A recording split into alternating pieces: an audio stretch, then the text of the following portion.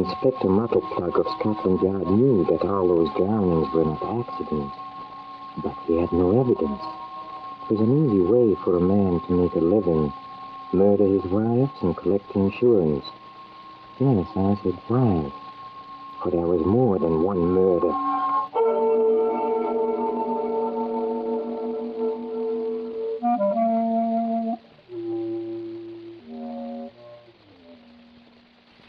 Hello, Creek. This is Peter Lorre with an invitation to join us at the Mystery Playhouse. Tonight I bring you a story by Roy Vickers. It's the unusual tale of a man who first murdered in rage, and all the witnesses swore it was an accident. Then he murdered coldly, deliberately, for profit, and each time the victim was his own wife. Listen then to The Man Who Murdered in Public. The story of the murder starts on the afternoon of June 5th, 1920. George McCartney was celebrating his 21st birthday with a stroll in Ilfracombe Park when he caught sight of a young girl named Elsie Matley on one of the park benches. Elsie had been a servant in the McCartney home 5 years before. George wasn't likely to have forgotten her. Elsie! Elsie Matley, I say. Imagine meeting you here. Why, it's Master George. Oh, do excuse me. Calling you that when I ought to say Mr. McCartney now.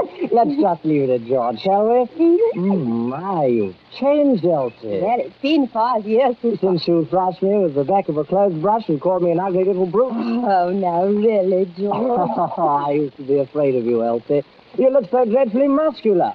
But now you're rather pink and white. And, well, you're nice. Thank you, George.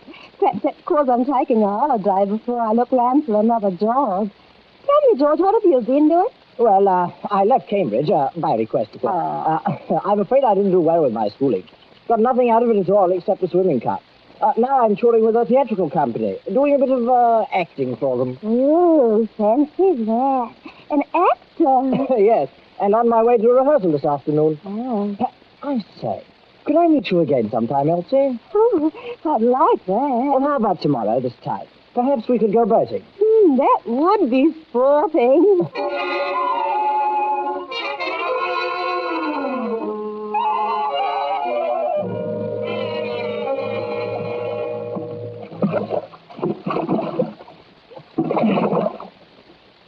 Should I row out further, Elsie? Oh, no, George. Let's turn back. We must be close to a mile or so. Oh, you're not frightened, are you, Elsie?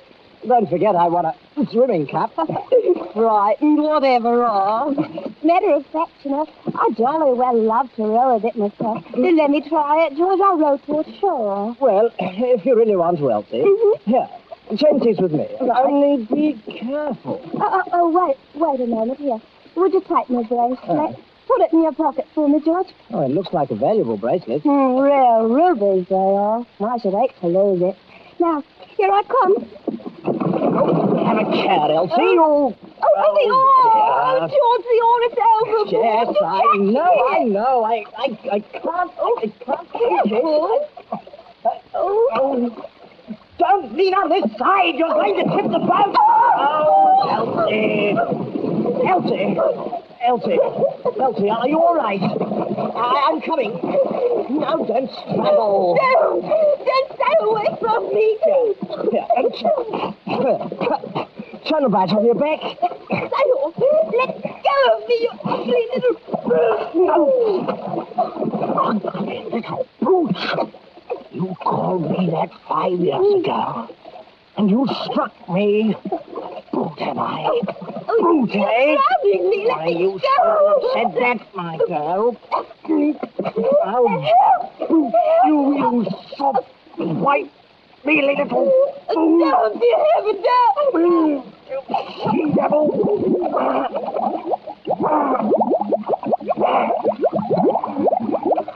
Brute, eh?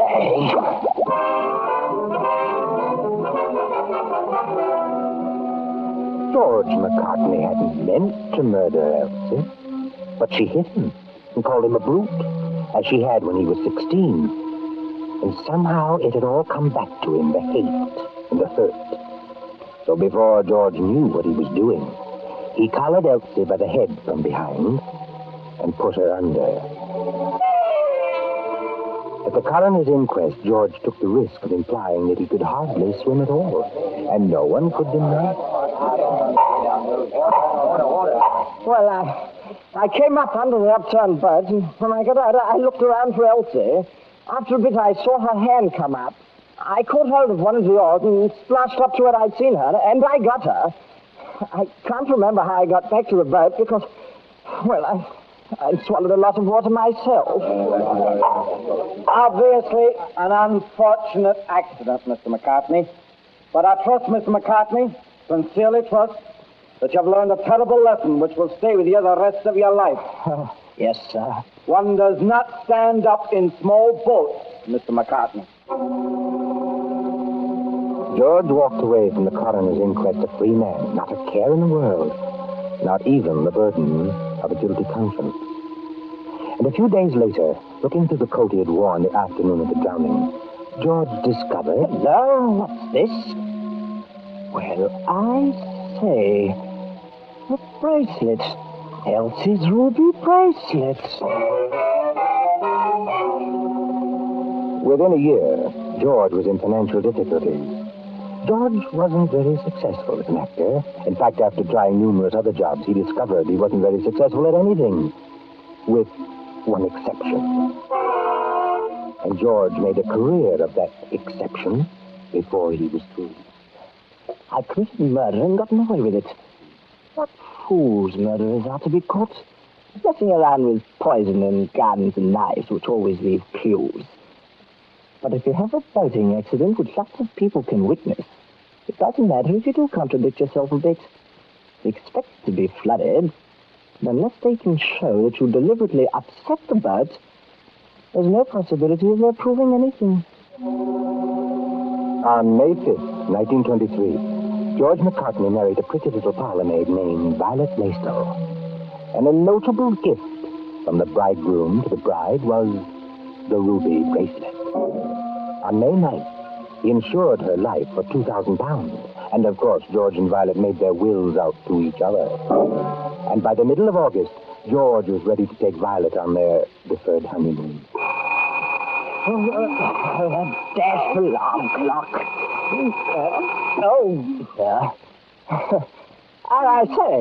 I say, Mrs. McCartney, come along, now wake up. Oh, leave me be, George. This is Sunday. Yes, Violet, Sunday.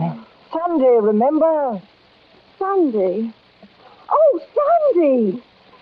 Oh, now tell me, George. Now you must go on. What's the surprise? Tell me. No. Pack your things, Violet. I know. We're going to Bognor for a fortnight on our honeymoon. Bognor. Yes, darling, Bognor. Where we can go boating.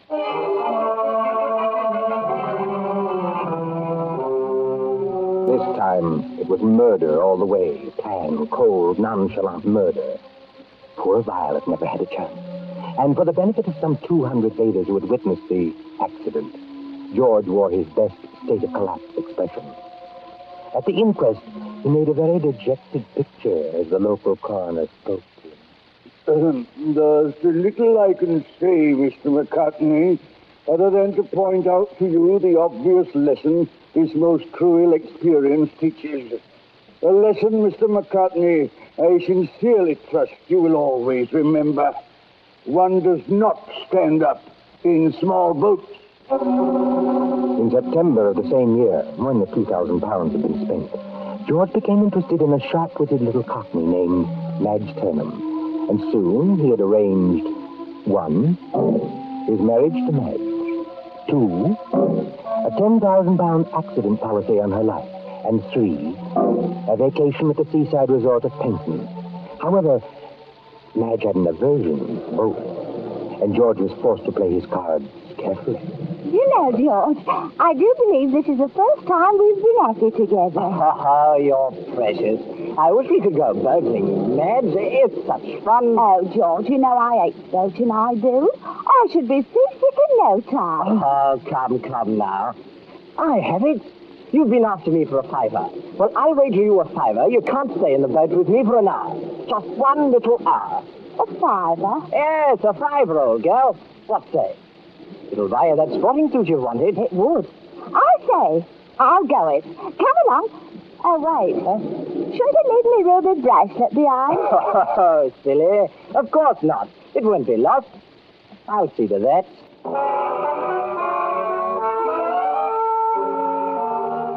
The inquest following the accidental drowning of Madge went off without a hitch, and George went free. For neither the coroner nor the local police kept index news clippings of other boating fatalities in other years and in other places. But George didn't know that Scotland Yard kept a voluminous file cross-indexed of such accidents. And George hadn't reckoned on Detective Inspector Martleplug.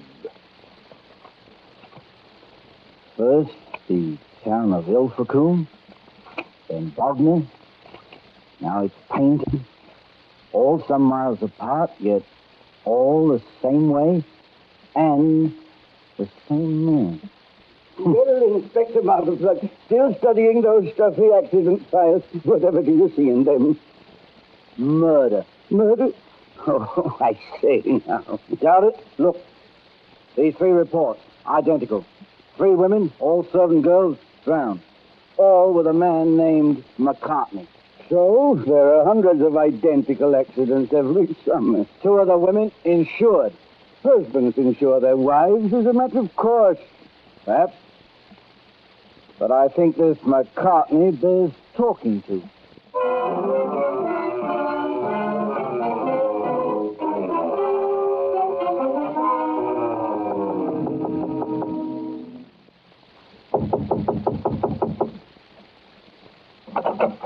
Yes? Mr. McCartney? Yes, I'm George McCartney. Mr. McCartney, I'm Inspector Martleplug of Scotland Yard. May I come in? Well, I was about to leave. However, Scotland Yard comes first, I'm sure. I'll come straight to the point, Mr. McCartney. Our records reveal that you have had the singular misfortune of being the sole survivor in 3 drowning incidents. Oh, dear. I'd rather hope to forget about them. I shouldn't wonder. Can you shed any light on the coincidence? Oh, it fairly beats me, Mr. Martleplug, and that's a fact. You'd think that after a thing like that happened once, it just couldn't possibly happen again. True. Yes, and it used to haunt me. That's why poor Madge persuaded me to go out again, to overcome my awful horror of water. Oh, dear, why talk about it? That's why I've come. To talk about it, Mr. McCartney. Oh, I see. But I do not care to talk about it, Inspector. It's too painful. Not nearly so painful as a rope. I tell you, I cannot discuss it, Inspector. If you don't like that, why don't you arrest me for murder? Why, I'll tell you why you don't. Because you've got no evidence. You'll never hang me, Martleplug, because you haven't any evidence, and you can't get it.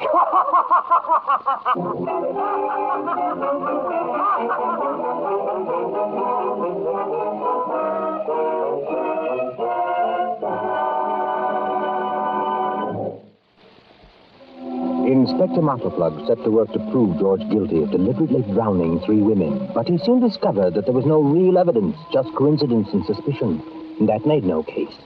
So Martleplug confined his activities to keeping a check on George's whereabouts. In 1924, George met May Toller outside a servants' registry in Piccadilly and began keeping steady company. And inevitably... Oh, May, darling, why not chuck it all and marry me? Well, I'm not sure, George, that I should leave my parents and chuck my job. You tell me you've got money, but... But I've no employment. What matter? I have enough to care for you, May, and your parents. And I have a surprise for you tonight. A surprise, George? Yes. Something I've kept all these years for just such a girl as you, May. Here. By gum. What a beauty. I have always loved bracelets. And George, it's rubies. Where did you get it? It belonged to my mother. So they were married, and George took out a £10,000 accident policy on May and set up their new quarters in Theobald Road. There, before very long, Inspector Martleplug arrived one day to let the new Mrs. McCartney in on a deadly secret. Oh, sorry to trouble you, sir. I want to see the McCartneys. I understand they have rooms here. Why, I saw Mr. and Mrs. McCartney leave early this morning. Oh, do you happen to know where they went? Why, yes. Mrs. McCartney was that excited she told everyone. They've gone boating at Grands End. Boating? Boating? Quickly. How do I get to Grands End?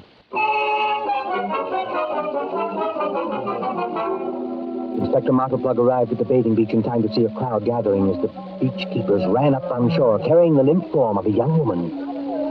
I saw it all. He did his best, he did. Still alive, they're trying to save her. Her husband there, poor man, look, he's weak. Okay, let me through. What happened? I think the woman very nearly drowned. Nearly drowned? You mean she's still alive? Oh, yes, they're pumping the water out of her now. Let me in there. Sorry, now. Let me through. Let me through. It isn't. Mrs. McCartney. Mrs. McCartney, can you hear me? Now tell me. Nod your head. Were you held under? How dare you question my wife? Look what you. Mrs. McCartney. Did he hold you under?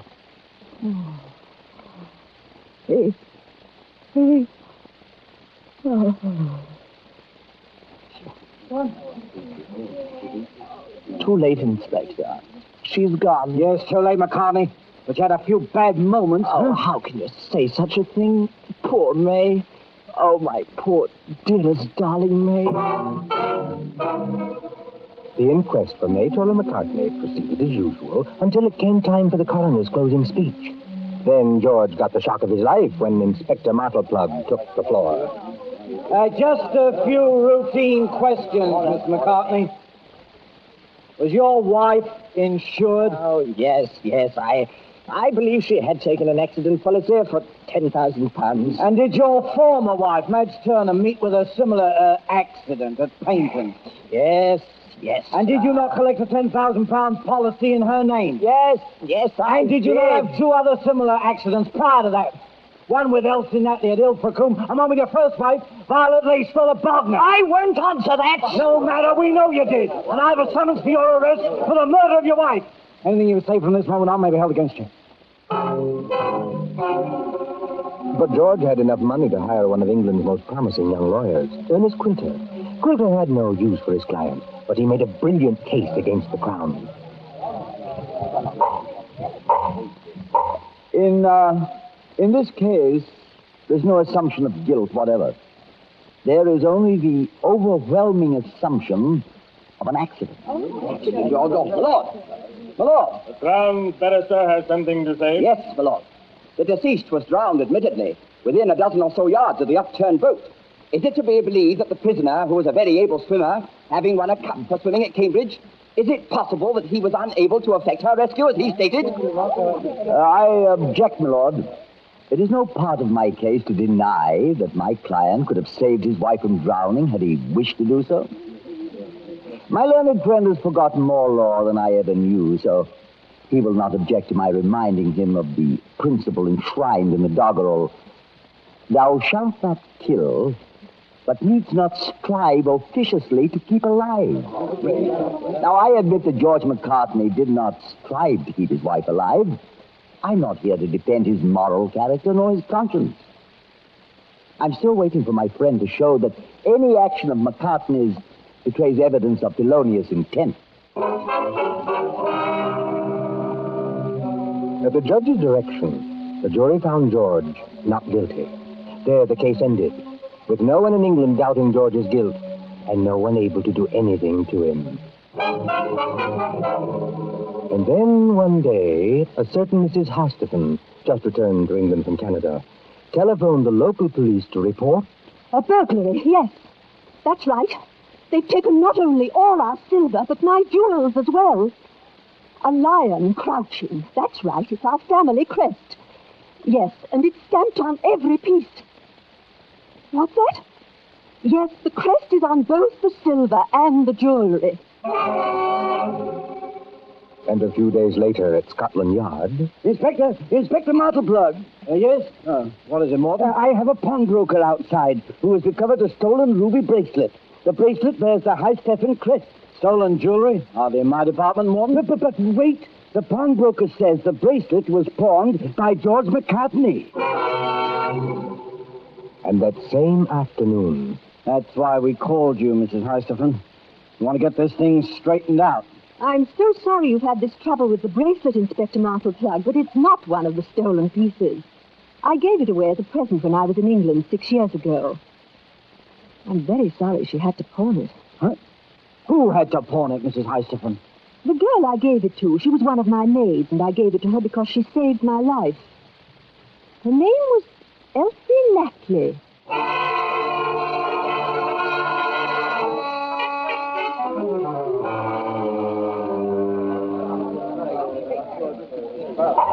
The court is in session. We are ready to hear the Crown's counsel. My lord, we wish to introduce proof that George McCartney is guilty of murder. Mrs. Heistephen, will you take the stand, please? Mrs. Heistephen, do you swear to tell the truth, the whole truth, nothing but the truth, so help you God? I do. Take the stand, please. My lord, the defendant claims that none of the 4 girls who went boating with him could swim. These are his sworn statements. Now, Mrs. Heistephen, is this the bracelet you gave your maid, Elsie Natley, 6 years ago? Yes. Mrs. Heistephen, why did you give Elsie this ruby bracelet? Because she saved my life. Mrs. Heistephen, how did Elsie save your life? It was at our summer home. I was in bathing and had been caught by a strong current. Elsie heard me cry for help from the house some 200 yards off. And she swam to my rescue, outstripping other would-be rescuers who were much closer to me. She was a magnificent swimmer.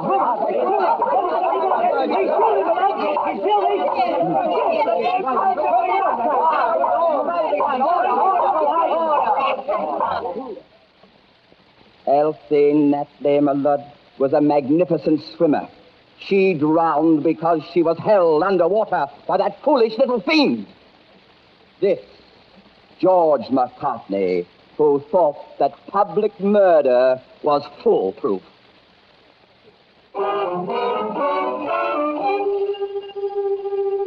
On June 6th, 1925, just 5 years to the day after he started on his career of crime, George McCartney was hanged for the murder of Elsie Natley.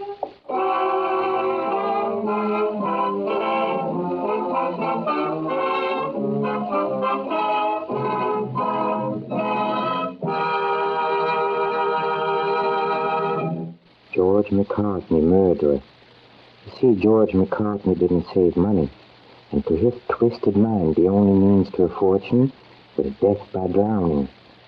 Oh, but a wise man doesn't get himself into that kind of a spot. He skins the cream off of his pay and stashes it away in soldiers' deposits at the office of his CO. See how simple it is? You don't have to marry for a while. Just save your money. Oh, yes, and don't murder anyone, please. Until next time, then, this is Peter Lorre closing the doors of the Mystery Playhouse. Good night. Sleep tight.